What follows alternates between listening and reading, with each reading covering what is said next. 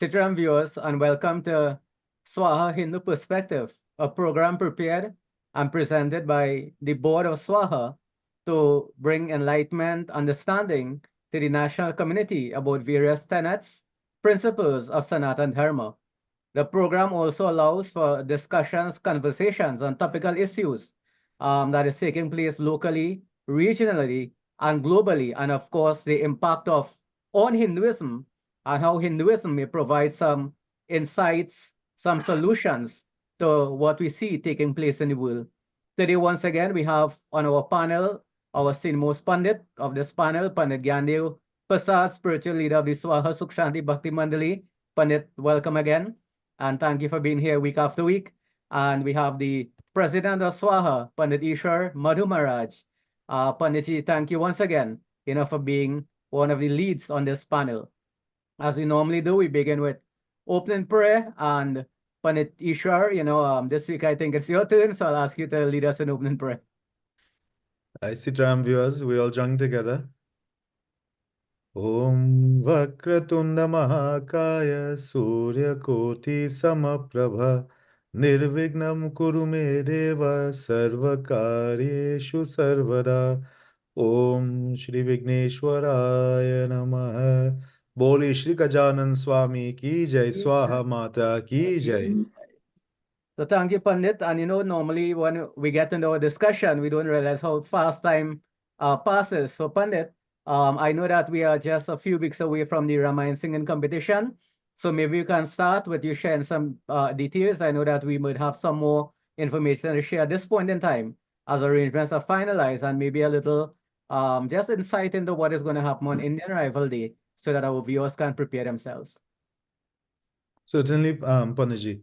So to our viewers on IETV and those who may look at it later on the link on Facebook, just advise for those who may not have heard before, Swaha is hosting a Ramayana singing competition with the emphasis on singing chaupais, dohas, the traditional way. Of course, ensuring that there's a musical element, there's proper understanding of the verses. So it is really to engender greater, love for Ramayana, if I could use that term, because we love Ramayana already, but we want to encourage many of the younger ones. And for a while, we have not had a competition or program like this. So people love to hear Ramayana, but how many of them actually sit and sing and read Ramayana on their own? So it's an opportunity for different temple centers to get together. So far, we have about 9 or 10 entries. Each group is going to be singing for approximately 5 minutes. So it's a 5-minute presentation, Doha, Chaupai. So not very lengthy, but at the same time, short and sweet of substance. We have esteemed judges. Two that I recall. I know Sri Rana Mohibji is one of the judges, and Mr. Sri Shivanan Maharaji. So these are two well-known musicians, experts in their field, who will actually be judging this competition. It's on the 19th of May. That's Saturday, 19th of May at Sukh Shanti Bhakti Mandali. That's Pandit Gyandev Ji's center, which is, of course, in Freeman, off Freeman Road, St. Augustine. So I'm inviting the general public. You may not be participating, but you may have friends and relatives, neighbors taking part. But even if you just want to come and witness the Ramayana singing competition, you're more than welcome to do so. So we're inviting you for the 19th of May at Sukh Shanti Bhakti Mandali, which is Freeman Road, St. Augustine. And then following that, we do have our Grand Swadeshi Indian Arrival celebration, where we normally award a few individuals who have made significant contributions to Hinduism or Indian culture, arts, music, dance, drama, but primarily Sanatan Dharma, Hinduism. So there are a few individuals we will be honoring on that day. And it will be a fantastic program, music, song, dance, of course, with the usual honoring and recognition of a few individuals. And we will listen to a feature address from one of our esteemed members of the Dharm Mandal and perhaps a feature speaker as well. So it's a fantastic program and it's going to be at the Mahatma Gandhi Institute for Cultural Cooperation, which is a beautiful venue. We would have had our very successful Indian Arrival program there last year. So once again, from about 5 p.m. on 30th of May at Mahatma Gandhi Institute. And you'll hear more about that as in programs maybe next week or the week after. So that's it for now, Panaji. Thank you. Panajaita ji, let me Yeah, just sure. add something. Mhm. Panajaita ji, with Sure. your permission and Ishwar's permission. What happened, remember, Sukshanti is in the area where people is perceived to be a kind of dangerous area. So what has happened is that we'll be having private security, but over the last week or so, the police contacted me and asked us what they can do to help us. So we indicated to them that we have in these public functions, we have in services, and they have actually decided make a special effort to be there whenever we have any function. So they promised us they'll be there. This is a free of charge to Sukshanti, free of charge to Soha.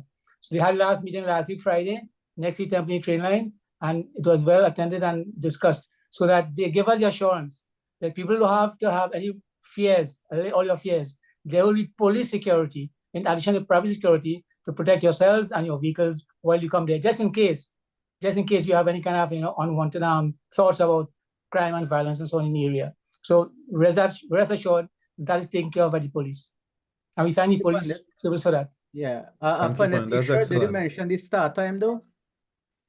The program starts at 9. So for the longest, we may go to about 11:30. As I said, thus far, I know there are 9 groups that confirmed participation. We still have room if 1 or 2 more groups wish to join, but we're starting at 9. The groups that are taking part, if in the case of our viewers who are actually participating, we're asking that you go for 8:30 for registration. And of course, you'll have to draw numbers to see the order that you'll actually be participating in. So thank you. So we have the presence of the police. In addition, it's 9 a.m. in the morning. So therefore, it's a safe time. So there should be no concerns about crime and all of those things.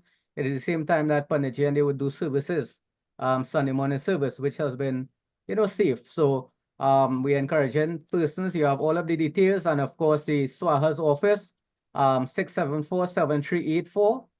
You can also call the office. And you can get information from the secretariat. So those are the 2 major events that you have coming up on the SWAHA calendar, and they're all related to Indian Arrival Day. I honestly, upon this, I can't remember the number of years, but it's 170 something years arrival in the country. 176. I think so, that's a yeah. long time, right? I believe that maybe all of us here would be alive when we reach 200 years arrival in the country, right? So we are building up every year, and having reignited our events under the stewardship of the board, and of course the pundit and the executive of SWAHA. We are looking to do more and more events so we can bring Hindus together. Now, bandits, as we normally do, we have the number here 470-103, and our viewers, they always leave feedback on the program. And as I said week to week, and I'd like to repeat this, that feedback has always been positive. A lot of times the things that we discuss, persons consider it controversial. It is not controversial. They are just the realities that we deal with, and they're the realities in our society. And SWAHA has always been commended for being brave to talk about these things in a way that is respectful to everyone. And we want to discuss some of that today. And there are really 2 things we want to discuss. And the first one came from a question that was asked. And that question relates to organ donation. Now, the reason that the question came up from a Hindu, as we work in professional environments, we have insurance companies, we have different persons that would come, different type of non-profit organizations that would speak to our Hindus. And they hear about these things, and then they look on our television and all of that, and they understand the value of that. However, the lingering question is always, are there any spiritual implications for the soul, for the family, etc., if we had to do some of these practices that we don't traditionally see being done as Hindus? So we're talking about voluntary donation here, right? Not taking anybody's kidneys or anything like that. So Panis, this is the first discussion, organ donation. My own research, I've not seen anything that states yes or no, but I've looked at some of some other aspects, and I'll jump in the discussion myself. But you all being the senior members of the panel in age and qualification. I'll pass over to you first to give your views to start off the discussion. So maybe Panit Gandeo, being the eldest of us all, the most experienced, maybe you can lead off this topic. Thank you, Panajairat. It is indeed a very interesting topic. And there are instances of Indian history where doctors made this kind of practice of organ transplant and so on. But that is the Indian history. When we talk about scriptural injunctions, we have to take it direct from the Garud Puran. The Garud Puran, all it states that you're dealing with the soul, not the body. So if let's say, for instance, a man gets his hand cut out, you can't say he's lacking a limb, so he can't do anything for spiritually for him. So if you're lacking a kidney, you can't say, well, look, that kidney is not, you can't do anything spiritually for him because you're lacking a kidney. Now, so the idea is, the Garud Puran says, whatever we do for the soul. The individual body is burnt. And in some traditions, people believe burning a body is a waste of a body because they say they could do what we call organ harvesting. But that by itself means you can take the organs, and even when you have died, you can make a contribution to society and get some blessings. So as far as the scriptures are concerned, there's no prohibition on taking a heart, but unfortunately or fortunately, the closest heart to a human being is, a pig. This is pig heart transplant, and pig organs work well with human beings. I don't know how that come about. But the point is that there are no restrictions in Hinduism to take the body and let it serve humanity. So after you have died, once with your consent, but because of the fact that you're very emotional, people say, now I don't want that to be done. But if the person himself wants it before he dies, he can give that injunction. So Hinduism does not in any way, I've not seen anything that denies one from using organs for one who has died. Because I said, Hinduism does not deal with the body, it deals with the soul. The body has service purpose and it has to burn it. Well, if you want to burn it, use the organs and then burn it. So in my research and my, what do I call, looking at the scriptures, there's nothing about stopping people from doing it. It's a matter of personal choice and the mental attitude of the person. Some people may say, I don't want my father give his heart or his lungs or his kidney to somebody. What happens is that you are sticking to the body. And that's what the Gita and all the scriptures say. Do not give the body the preference, the priority. The priority is saying, using everything for the soul. So in short, no problem with organ donation. Thank you, Pandit. And before I move on to Pandit Ishwar, definitely, reading scriptures, you do see that, right? So the body is not the object; it is really the soul. And we tend to focus on the body, of course, and we know the reasons, and we can speak on that a little more and how different religions they treat the body. So, Pandit Ishwar, we will pass over to you for your views on this issue of organ donation. Yeah. Certainly, I agree with Pandit Gyandeo, and even if we go to Bhagavad Gita, we talk about the soul. When there's a death, the body is cast off. Vasansi jirnani yata vihai, navani grinati naroparani. So in the same way that we cast out, old clothes, tattered, torn clothing, and you put on new ones. So too the soul goes through this, cycle of birth and rebirth, birth and death, etc., as we all know. So the soul goes on. The soul departs and leaves the body. The body is going to be destroyed, decimated. And at that stage, really, what is more important, if it is that the organs that remain and someone has, decided to do organ donation, it can help to save a life, then that is in keeping with fundamental teaching of Sanatana Dharma to promote life, to help and support. And I want to go to the four of the fundamental principles of Sanatana Dharma. Apart from Satya, which we know, Sauch, cleanliness, Satya is truth, there's Daya, compassion, to be kind and compassionate to others. This is one way you could do that. And very importantly, Dan, charity. So we talk about Annadan, Kanyadan, Gaudan, so many different types of Dan, Sona Dan, Gita Dan, to give of the organ to help save the life of another individual is one of the noblest of things that we can do. And Dan, in this age of Kali Yuga, if you go to Bhagavatam, where they talk about a beautiful depiction is given, the 4 feet of Gaumata, the cow, and the cow was struggling to stand up on just three feet because Satyam is still there, Daya is still there to a certain extent, Saucham is still there, but Dan, many people have forgotten about charity and the importance and so on of giving Dan, and that's just one little reference. So I'm saying if you look at it as a very high form of Dan or charity, and one that doesn't cost anything because the person is going to be was no longer existing anyway. There's also, organ donation also for those who are alive, right? People who will, but there's a kidney or whatever to help another person. And again, you will do that for one who is your loved one. Um, and you want to sustain them, you want to help support the family. So I'm saying it's a noble thing to do. It is, in my opinion, in keeping with the ethos of Sanatan Dharma. So while you may not see many references to organ donation per se, there's enough written that alludes to the fact that it is acceptable, in my opinion. Yeah, definitely. Very good points, Pandit. In keeping with the fundamental principles, especially Daya and Dan, right? Charity. And I mean, while we are alive, none of us, none of us are going to go to our graves with all the body parts, right? We'll have teeth missing, maybe all. Some of us don't have hair and all of that, right? So missing body parts, I don't think is really the issue. I guess it's more of an emotional thing, but once we understand that what life is supposed to be about, we sacrifice even when we are alive, those who can do it, health-wise, once your blood is not infected, etc., then we even give blood, which is part of who we are, right? And life is about sacrificing. We hear this in a lot of the philosophical bhajans, right? Be like the deer, be like the agarbati. As we live life, we burn out ourselves, and in the process of doing that, we make life more pleasant for others. So that I think that we're all in the same page here in terms of, it's not something that goes against our scriptures. I think the key consideration really is how do we come to terms with it emotionally, and how do we see the body as Pandit Gandhi mentioned.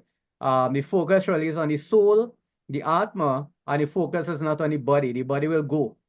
And coming out of that discussion, I just wanted to ask some questions of the panel. Your views in terms of the way that we treat the body and death ceremonies in Hinduism versus other religions. And in Hinduism, we do have burials also, and other world religions, and we're not criticizing. We are just speaking about what is factual, right? Um, as their practices go. Some believe that after that the body will rise, on the night of death, the body is going to be judged, that individual. So the body will rise in the grave and all of that, which gives rise to different practices. So, for example, in the Islamic faith, they will put a board to allow that body to sit up. In Christianity, they would buy these beautiful caskets because they believe that body is going to be inside there, and eventually that body is going to be awakened on Judgment Day. And therefore, the persons will go to the grave yearly, they will clean it, they will put flowers, they'll speak to that individual to maintain that connection. And even in Western practices now, you have where the persons take the ashes and they mix it in with dirt as fertilizer, and they'll plant a tree. And for them, once that tree grows, they will speak to that tree. They say it's a living being. Now, from the perspective of Hinduism, we are supposed to believe in vairag and letting go. How do we reconcile that? There are many of our own following who would adopt some of these practices. Do we really see that as being, a step in the direction that we may not want to go, holding on and believing that when someone has gone, that person is still in a form that we can speak to, we can connect to. If we do that, then in some way we are not letting our emotions go. So I mean, it's just a thought for discussion. So I don't know what are the views of the panel. Yeah. Panaji, yeah. Go. I would just say quickly, Panaganda, in terms of, I like the term dispassion, vairagya. Thanks, Panaji, for mentioning that. You sound like the Parmachar there, right? But in terms of the vairag and dispassion, the reality is, if we believe in that, and this is something one of the um, highest philosophies, represented by Bhagwan Shankar, that we want to at some point in time, become dispassionate individuals, to not be bound by all the material things around us, and to learn to let go. And what better way than to let go of something that is not going to serve you in any way in the future, but you're going to be of great service to another person who needs it much more than you at that point in time. So to me, once you reconcile that in your mind, your own thinking, it means that you have grown spiritually, you have matured in your thinking, and look at the reward that will accrue to someone else, right? And you yourself will get blessing for it too, right? So I'm saying that just reinforces how important something like organ donation can be. Panigyandev? I will just mention that whatever other religions do, their priests will explain that. But I can mention what Hinduism does and preaches. The fact is that we recommend burning of the body. It is a finality. You come to ashes. Other people use that phrase from dust to dust, ashes to ashes. People, I don't understand or what. But we are saying when you burn that body, you have actually gotten rid of all the remnants of that incarnation, the human incarnation. And this is where Hinduism preaches that there is reincarnation, and that person will come back in a body. You will not know which body, but that person will come back. So when you want to cater for all kinds of different things, Hinduism says that is a finality. That's why the body is burnt. It gives you that everything you do, there must be a finality in it. You go to school, you have exam. You write the exam, you pass. Whatever it is, you have finality. So the burning of the body is a finality in Hinduism. And why we burn the body? Simply because it says, Bare bhagya manushana power. If I give you a gift, and they have an example of that, when in the Gaudi Mala, Airavata mashed up. So he said, if God give you a gift, this gift is a body from God. What do you do to just throw it to the wayside, or bury it and let the worms eat it? So what Hinduism is saying, use it as the final havan. Through our lives, you do havan with ghee, we do havan with black tail and so on. But the final havan is where we ourselves, whatever we have, all our possessions in terms of physical things are put there, that is body. And the spiritual aspect goes on. So it is in conjunction with the fact that there's finality. So you burn the body and it ends right there. There's nothing, so you do not get attached to the body. Unfortunately, because of the weakness of human beings and the lack of knowledge of some people, certain persons propagate that. So you see, they want to keep on every year remind the person died, fine. Psychologically, it helps you, fine. Psychologically, it helps you, but spiritually, it won't help you. So reminding the deceased one is not a problem, but reminding the deceased one in terms of what they have done for you. And simply put, Hinduism says, I remember there's a nice little story the Shankaracharya used to say. He said, one day the old man, 90-something years, digging a hole and planting a mango seed. So a young man passed and asked him, he said, boy, why are you planting mango seed in old age for? You'll die just and go. You get any? He said, I won't get any, but others will get from it. So the point is, we are on our way out, but you must do something for others. So if you do something for the one who has departed, you do Srad Karam. You do good acts of charity. You do acts of attending to nature, like that old man planted a mango tree. So that 5 years from now, mangoes will be born on that tree. So we do things to make sure the creation continues under the umbrella of dharma. So Hinduism says, fine, let us forget the body. And all scriptures preach that. All Hindu scriptures are talking about. Preach that the body is for a purpose. And Ishwar beautifully said, I don't know the verse by heart. I know the verse as him. That you change clothes, you change the body also. So it is. So when you change clothes, when you change your old clothes, you're going to take it up on the garbage and wear it on again. No, you get new clothes. So very beautiful put. That's a closure. And you burn in the closure. And let us remember, let us not attach to the body. Because the body is that will cause the problem. And I ended right here because that is where many, many problems start from. When you have attachment to the body. And the body is just a vessel. Like in puja, or flowers, or kalsa, or deer, to be used in worship. When it's done, When puja done, you do Visarjan. You dispose of it beautifully. So it is with the body. Panchayat. Yes, Pandit, and thank you very much. And that's very, very, very insightful. And that's why, if as Hindus, you have to be very careful of the practices that we adopt from what we see taking place in the Western world.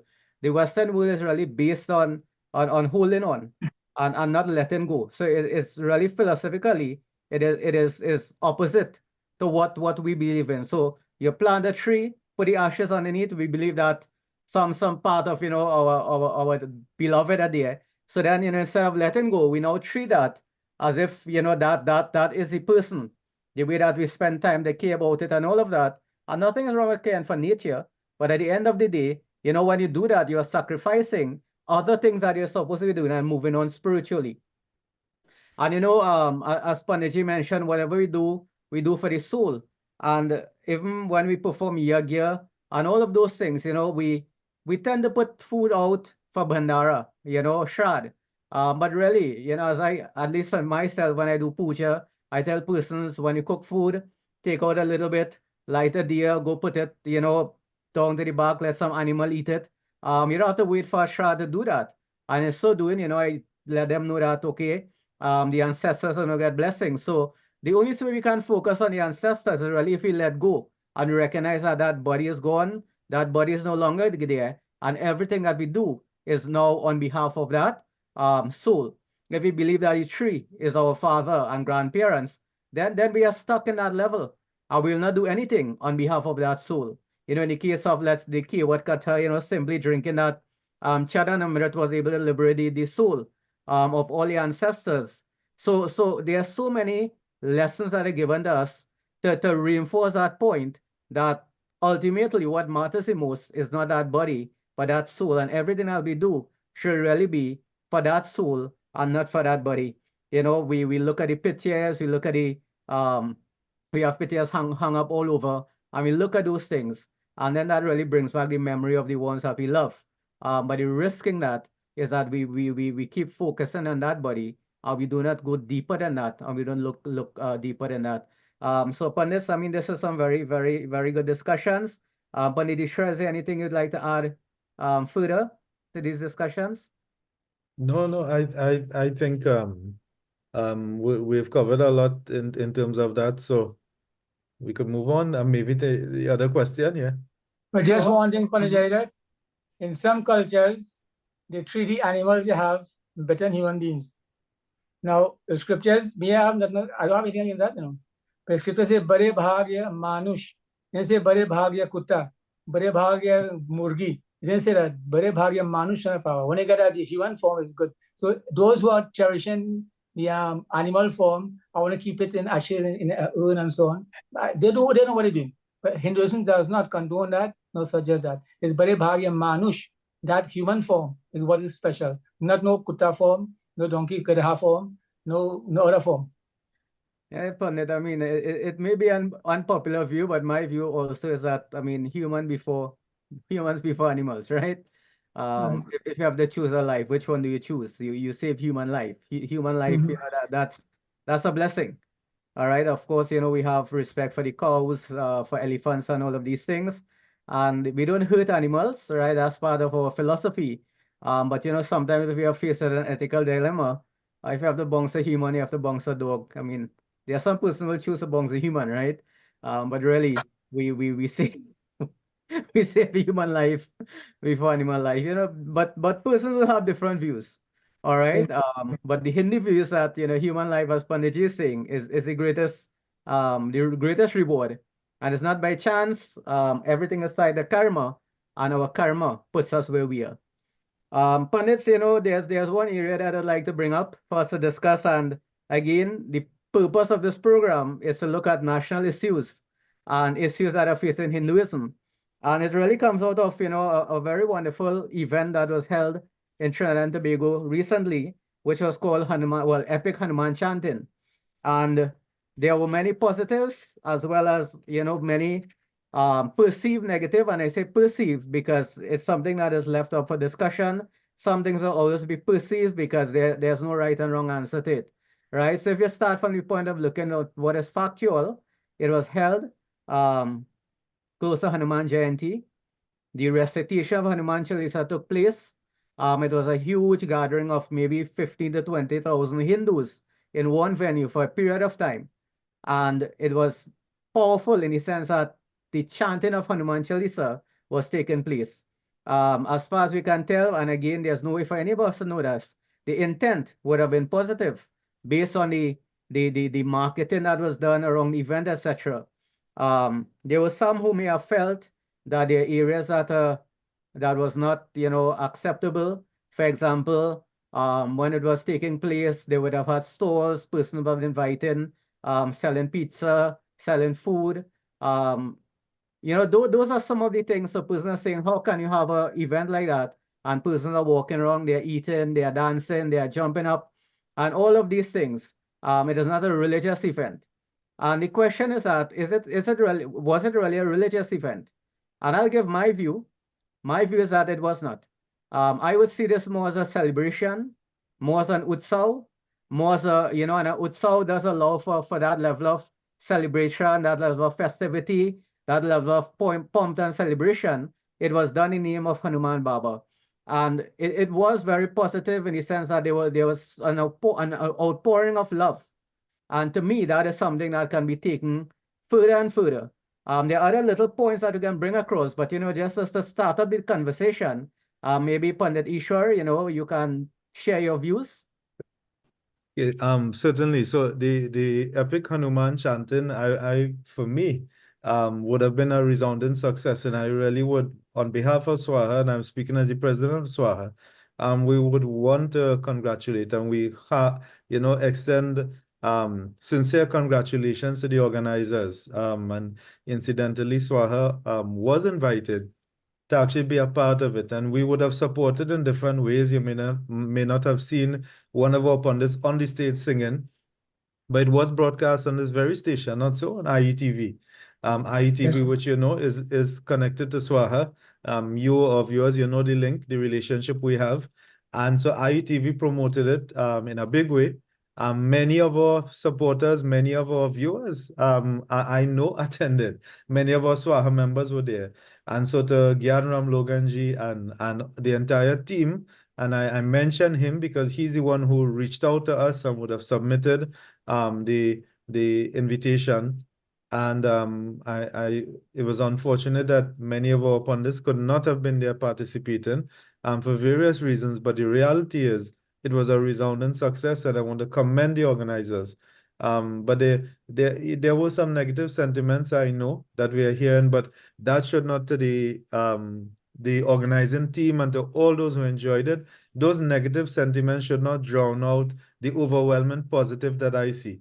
And talking about Hanumanji, singing Hanuman Chalisa, chanting name of Sri Ram and Hanuman can never be wrong. This is it's excellent. And I even saw pictures. I saw pictures of it being featured in Indian newspapers, right? India Times and so on. To actually see an event held here in Trinidad featured prominently there. It was a matter of pride for Hindus there in India to see the fantastic celebration. And I agree with Pandit Jay that it's an Utsava celebration. And the one thing on the point of, food being sold and people eating and so on. Remember, it's not a yagya. This was not a yagya taking place. While people were making offerings, yes, and Chalisa was being done. When you go Ramlila, Panajaidat, you come up Ramlila in Sangrandi, right? And Panajaidat, like I said, he comes for the wontons and the pulori and the different things that we have. We do Hawan, we sing Ramayan Sumiran, we have Ramlila being done, and people eating, right? Because it's a Diwali Nagar, Diwali Nagar, it's a different type of celebration. So yes, I'm not saying that everywhere. So don't feel I'm saying when you have your puja home and Baba Sat Hanuman Chalisa, you pull out your snack and start to eat. That's not the point. I like the term. It's a celebration, a festival, a utsav of sorts. In fact, I heard the Indian High Commissioner saying that Hanuman Janm Utsav, not Jayanti, because for him, this is Sri Raj Purohit ji. He's saying Hanuman ji is Chiranjeevi, right? Ever existing, always existing. So he preferred to call it Hanuman Janma Utsav, right? Panagyandev may have his own opinion about that, right? But the point is, it's an utsav, a celebration, and all the other things that go along with celebration is fine. Now, that's what I will say for now. I don't know what else may come out of our discussion, but I want to heartily congratulate the organizers. And I will say to them, drown out all the negative sentiments, focus on the positive. There will always be some things that need improvement. Focus on the positives as we build and move forward. Panagyandev? Yeah, I will draw a reference from the life of Krishna Bhagavan, which says that when he asks Yudhishthir to go and get a bad man, you're going to find any, right? You always see what's good. And you're like Duryodhan went, only seen bad people. So a lot tells us of who we are when we criticize and condemn every single thing. Now, there are already criticism and condemnation of anything you do. As the Shankaracharya story, I don't go into it, but the fellow criticized God for making a tall, big bale tree out of small fruit. And then criticized God for putting a big pumpkin and tin vine. So when he bale for his nose, then he said, if the big fruit was a big tree, he'd have died. So in other words, people criticize anything and everything. This is the nature of people.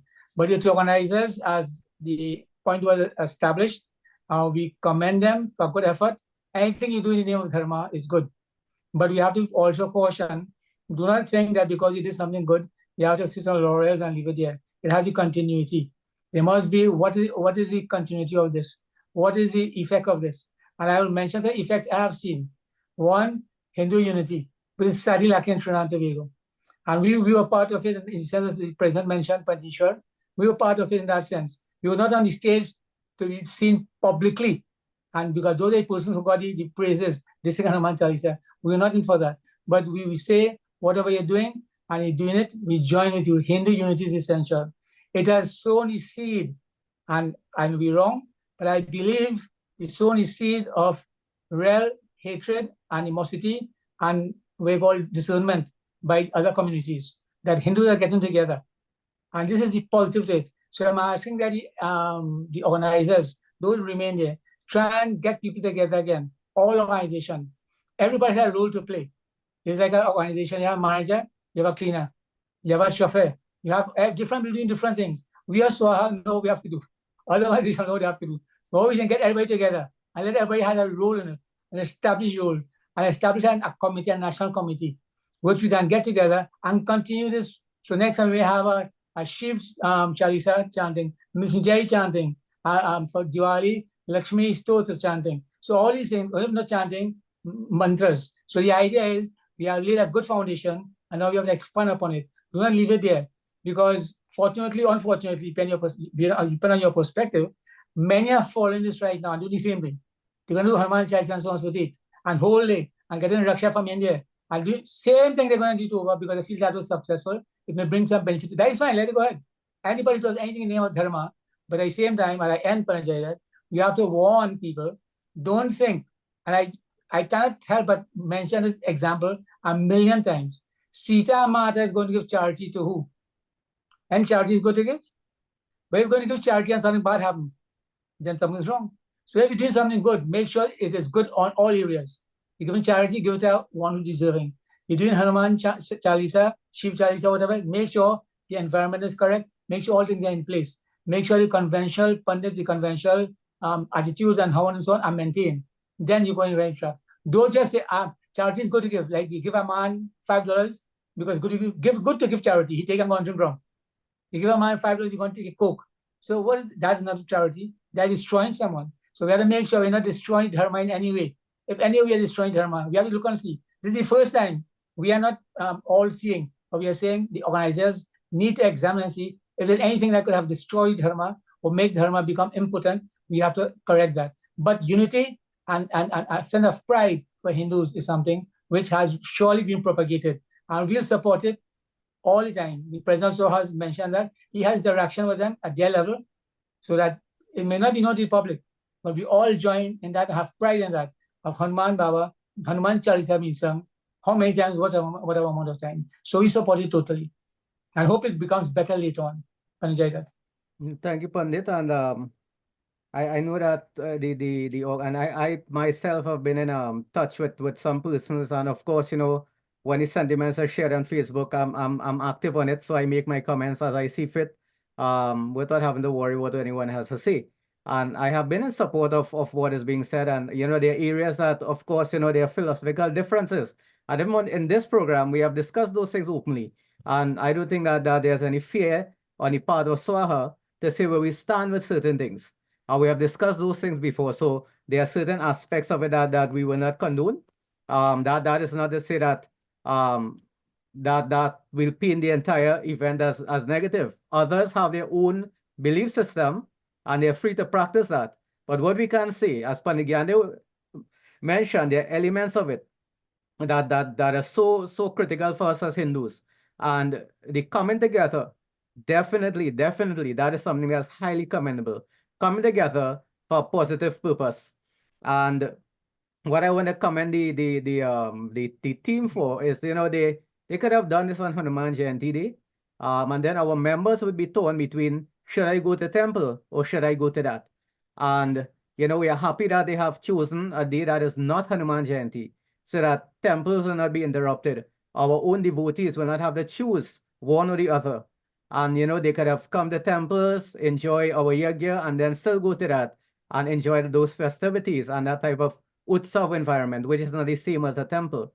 And during our Pandit, I don't know if you had any programs from then to now, but Hanuman Jayanti was very vibrant. The atmosphere in the temples, the yagyas and all of that, very vibrant. And that was really the ideal environment in which the puja vidhi and the type of formats that we are supposed to use, where we see yag as a manifestation of Hari and all of that are said in our scriptures, all of the proper arrangements, it is done in that format, where there's minimum celebration and more devotion and more, rituals, versus when you go to an event like that, and it is really about, that expression and that joy and that celebration and all of that in the name of Hanuman Baba. So that, it is really a really positive event. And we will, as both pundits expressed, we want to commend those who were responsible for organizing that, and look forward to them organizing other events in the future also, and bringing Hindu people together. One of the issues that came up that was negative was, one particular artist, and we don't need to call names, right, would have sung the Hanuman Chalisa. A lot of mistakes were made, and there's this large outpouring of criticism towards the artist. I know that no one would have set out to sing Hanuman Chalisa wrong. That would not have been the intention. It doesn't matter how big you are as an artist, things do happen. What matters is that, in my view, is that someone has come there with the intention to do something positive, and they would have done it. Maybe not to the best of their ability. None of us are perfect all of the time. We may be well prepared. Even the best batsman, Sachin Tendulkar, Virat Kohli, they will go fully prepared, practicing in the nets and all of that, and still out for duck, or make 2 runs, or make 3 runs. It happens to the best of them, but persons were making the comments that if you sing it wrong, it's a sin and all of that. I don't believe in those things. That, at least for me personally, that is not my view. I don't know, the views of the pundits on the panel may vary from mine, but I certainly don't subscribe to that. So Pandit Ishwar, I don't know if you have your own views on this, and what would you want to say to our viewers? Certainly, and without calling anyone's name, as Panajayat said, because I want to say firstly, which one of us have not made mistakes? Up to now, we may be reading a verse and you make a mistake. Sometimes we are conscious that we made a mistake. I have the habit, if I make a mistake in singing chanting a Sanskrit verse or a mantra, or so I may come back and sing it over, just in my mind, to compensate for that, to make sure that I correct the harm, whatever harm we may perceive is done. Right? We all make mistakes from time to time. So that individual, a Hindu, well known, well loved by the national community, he recognized, and I want to say, he owned up to it. I mean, and Panajayda Panagandeo, I know is well aware, but he actually put out a public apology, not so Panajayda, Yes, and it was very well received, and he's brave, Very brave to do that. Now, people may say he's you know, just covering himself and making excuses. No, he actually, it was a humble apology. And it's interesting. And this is not to talk about myself, but something very interesting happened, Panajay, that a day or two after, I actually met the individual, the same artist in Monroe Road. Panaganda knows Monroe Road good, right? And on Monroe Road at a coffee shop, I met him. And he was there with his family, including his mother. And he came and he said, Sitaram, he said, I think I know your face from somewhere, you know. So I said, well, I know your face. I've seen you, I saw you in the Epic Hanuman chanting, I saw you on TV. And his mother came and said, no, yes, I know you from IETV. So the mother looks at, I don't know if it's this program, but, and it's interesting to know that a very humble individual, welcoming, and I think is a Hindu brother, and we should support each other. So it is a mistake or mistakes that were made. He accepted the fact that he made a mistake and he apologized. And I'm saying we could move forward from that. Now, in terms of whether it is a sin, I would say no. If anyone goes and intentionally says it wrong, yes, we may say, well, you're committing an indiscretion there. That's misconduct in terms of our scriptures and religion and so on in terms of Vichalisa.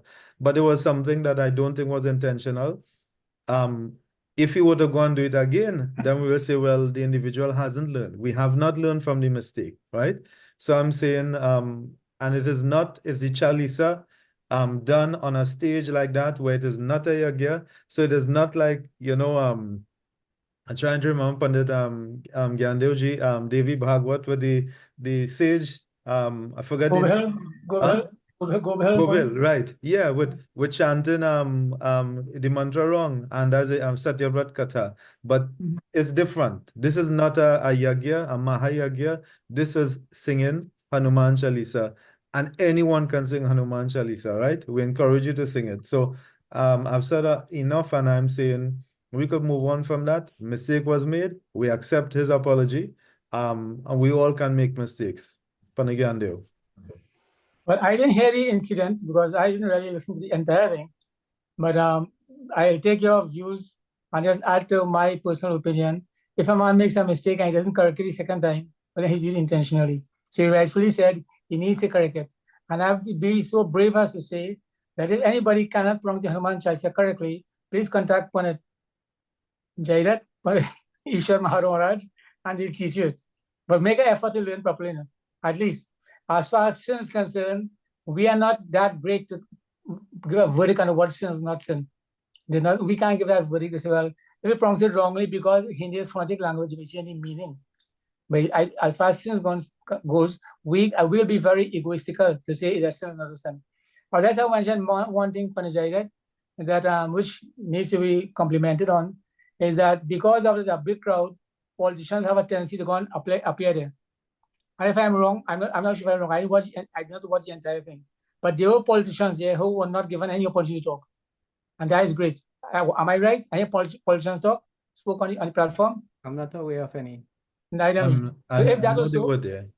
They were there, but I'm not sure if anyone spoke, no. Well, they were there to make their presence felt like politicians on Facebook and this year and so on. Maybe to get a little political support. That's a different story. But the idea is we compliment them for keeping politicians out. But at the same time, the people who spoke on stage must make sure they're the ones who are genuine also. So complimenting them for keeping politicians out on either side. Some like identify with Hindus because they feel like getting support there. So that's one highlight, Panajai. If it's so, I highlight that tremendously. Because even up to now, if a politician land a temple, he must talk. But he must come to talk. If a politician land in a mosque, he doesn't get to talk. I know for a fact. If he lands in church, unless he's some, I don't know, he doesn't get to talk neither. The pastor, the priest, the imam, they are the one who give the discourse and close up. But we as Hindus, and we come from India, I suppose, when I see a star boy or a sagyal, I see a politician, they're like garbage. So I want to compliment the organizers of this Hanuman chanting for keeping the politicians out. The politics may be in it, but the politicians were not given the opportunity to propagate themselves, and that was good. Panaji. Yeah, thank you, Pandit. And you know, on the point of pronunciation, I mean, sometimes we don't speak English well, right? Some of us we make errors. And I guess intention, you know, I mean, there's no way of judging intention, as we say. But given the individual and they go Shivratri night to different temples and all of that. Um, we give the benefit of the doubt and we support moving forward. And then if you were to look at some scriptural examples also, you have persons like Sabari who were devotees, and she would, just paraphrasing, would have indicated she doesn't know anything. No mantras, no kriya, no way of performing devotion. But the love is in the heart, and that's what matters the most. And Sri Ram also said that. He says that, a man without devotion is like a cloud without water. There's really no substance. And to me, and that's the philosophy by which I live my life.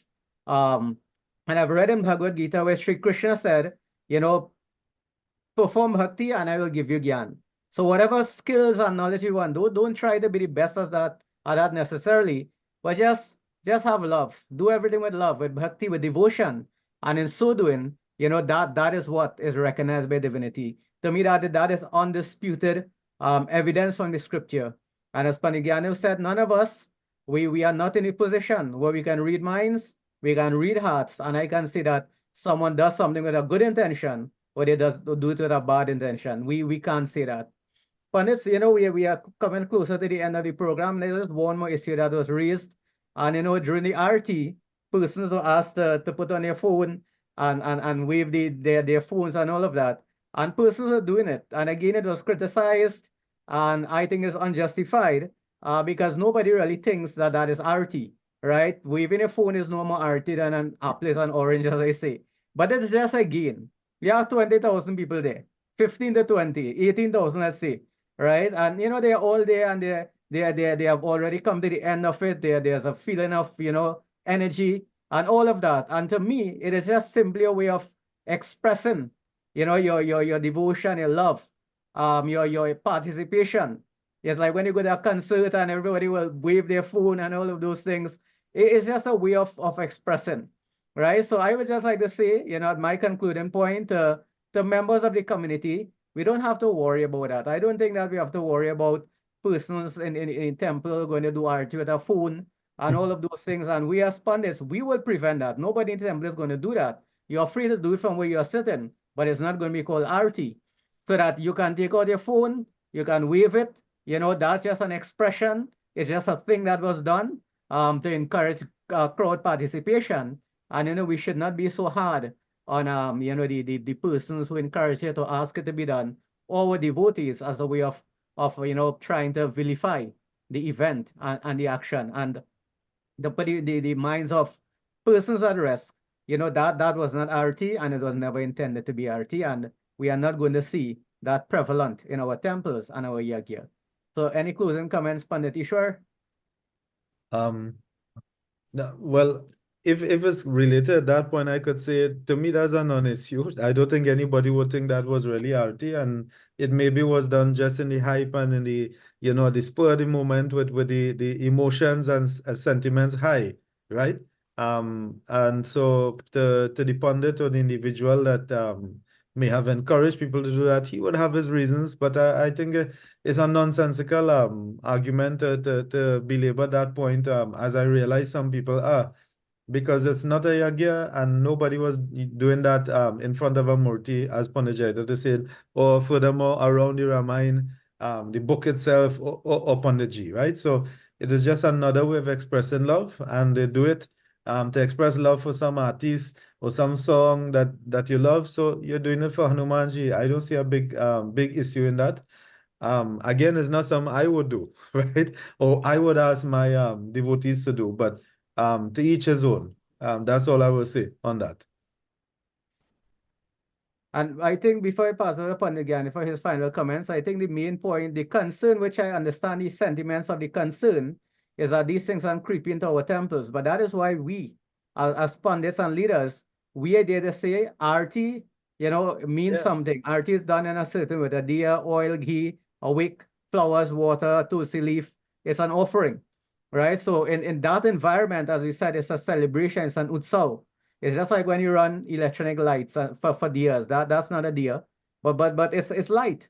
So in those environments, that is acceptable. That is fine. But the fear that these things are going to crawl into our temple I do think that's a reality. And as the gatekeepers of Dharma, obviously, Pandits are not going to allow those things to creep into our temple. So we take it for what it is. It was just an expression, of love at that point in time, and nothing more than that. Panagyan, your final comments? My major concern is that when Hindus get together in mass numbers and they've been led like sheep to the slaughter by people who have their own agenda. Whosoever suggests your pass your phone for RT when we're watching IPL too much. Too much IPL you're watching. So everything is a phone, light. That does make sense upon Ishwar mentioned. That has no bearing and truly put Panch Ishwar, that is not of any great consequence. That will die right here. As Panchayat rightly mentioned, we can't allow it to come in temple. Next thing, they'll take our 5,000 passes, some people back in their pocket and say, you have a give money. Right? They will take a flower and put it back somewhere in the flower. So once they start that foolishness, substituting, and I'm not going to be critical, but some organization did that. From 5 miles away, you take an RT. 5 miles away, eating food. This kind of foolishness cannot be condoned. And we have to tell the organizers, do not allow. It was done for excitement. Just as somebody was dancing, fine. It was done for entertainment, as somebody eating food and drinking drink, fine. But no spiritual value, as Ishwar mentioned, is of no value. And once it doesn't creep in and become part, because Hindus have a way of that. Everything somebody does become part of the ritual. Whatever they do, that part of the ritual, by some pandit who want to get popularity, or some organization who want to make people follow them. But Hindus do not be led and do foolishness in the name of dharma when you know it is not right. Or people, you are being told to do something just for doing its sake. Find out. And this is why we programmers here. This is why all learned ones are here to tell you that is not RT, as you rightfully said. That is not RT. It can never be RT. It will never ever be RT. Paneji. Yes, Pandit. So thank you for your closing comments. So, we have had a wonderful program, and of course, we have our numbers here. You have ITV, you have the SAHA office, you have Facebook. So give us your feedback, your honest feedback. All right. There may be things that we have said that you may not agree with, and that's fine. That is what this program is about. We are not looking for agreement. We are expressing our views, their perspectives. As I keep saying, wherever SWAHA takes a firm stand, we will be brave enough to say that this is our stand. But these are just discussions and perspectives based on topics that are raised by us and that, members of the public, they would like us to discuss. So we invite you to make your comments, to send your suggestions. If there's anything that you're unsure about, any topic you'd like us to tackle, then obviously, you just let us know and we'll bring it on the program. So at this time, we thank you for viewing our program, and we ask you to join us in a short closing prayer. Om Asatoma Sadgamaya, Om Tamasoma Jyotirgamaya, Om Mrityurma Amritam Gamaya, Om Shanti, Shanti, Shanti. Bole Shri Satya Sanatan Dharma ki jai, Bole Shri Swaha Mata ki jai. Sitaram. Yeah.